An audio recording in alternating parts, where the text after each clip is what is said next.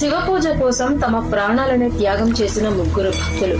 వారి కథే నేటి శ్రీకాళహస్తీశ్వర మహిమ. అది యుగాల క్రితం అరణ్యమే ఆలయం అయిన కాలం. గంటలు లేవు, వేద మంత్రాలు లేవు. ఒక గుహలో స్వయంభుగా శివలింగం వెలసి ఉండేది. ఒక చిన్న సాలీడు ప్రతిరోజు వచ్చి లింగంపై గూడును నిర్మించి కొలిచేది. దాని దృష్టిలో అది వల కాదు, శివుడికి గట్టిన గుడి.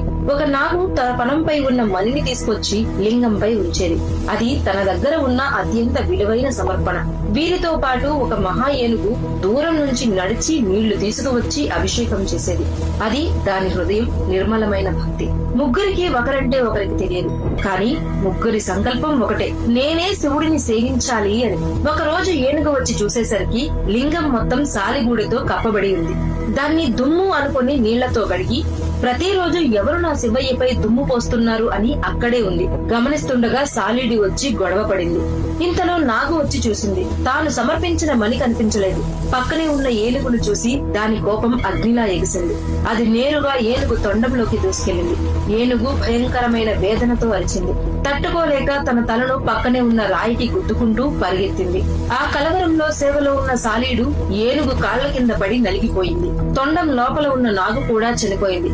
వేదన, గర్జన, రక్తం. చివరికి ఆ మహా ఏనుగు కూడా శక్తి కోల్పోయి శివలింగం ముందే కూలిపోయి ప్రాణాలు విడిచింది. ఒక్క క్షణం సంపూర్ణ నిశ్శబ్దం.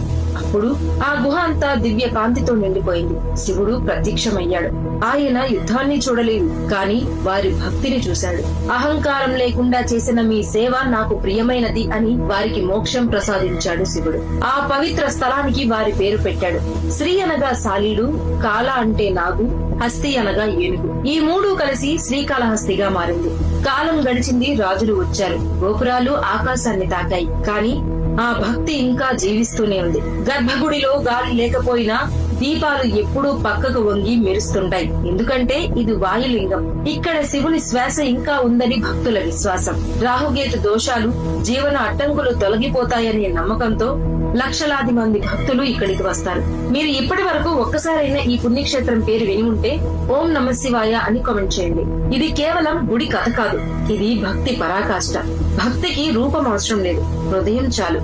అందుకే ఇదే శ్రీకాళహస్తీశ్వరం. ఓం నమ శివాయ.